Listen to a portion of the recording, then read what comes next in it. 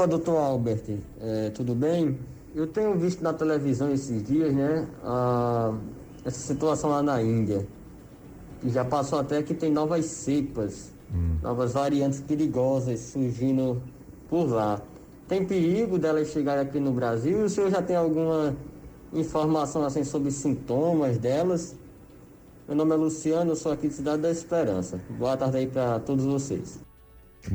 Perfeito, doutor Albert. Essa variante indiana está preocupando boa parte do mundo, inclusive já no México, ou seja, aqui já no nosso continente, já tem registro de pacientes infectados com essa nova variante indiana. Olha, quando surge lá, a gente já começa a se preocupar aqui, né? Porque quando surgiu o coronavírus lá na China, muita gente dizia, não, é longe, não vai chegar, e chegou e tá vendo o estrago que tá fazendo. Então, é verdade. O governo, na verdade, ele vai ter que restringir as barreiras das pessoas da Índia virem para o Brasil, como restringiram do Brasil de entrar nos países na época da cepa daqui. Nós estamos diminuindo os números, a transmissibilidade está diminuindo no Brasil com a cepa daqui do Brasil.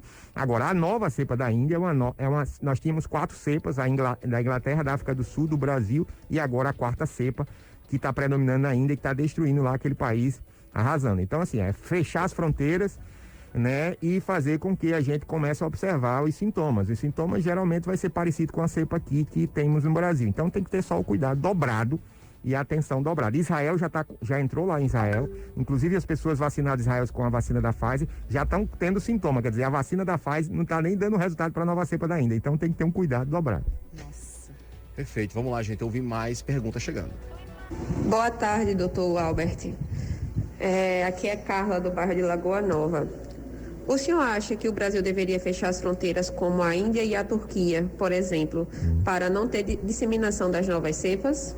Com certeza, as fronteiras têm que ser fechadas imediatamente. Isso aí é uma autonomia do governo federal, obviamente, porque chegando a nova cepa aqui vai ser uma 4ª onda e o 3ª ou 4ª onda chegando aí, principalmente aí em Manaus, a 3ª ou 4ª onda, que é a porta de entrada. Geralmente as pessoas turísticas vão lá para a Amazônia. Então, assim, tem que fechar a fronteira, esse é o meu ponto de vista, e de forma mais rápida possível.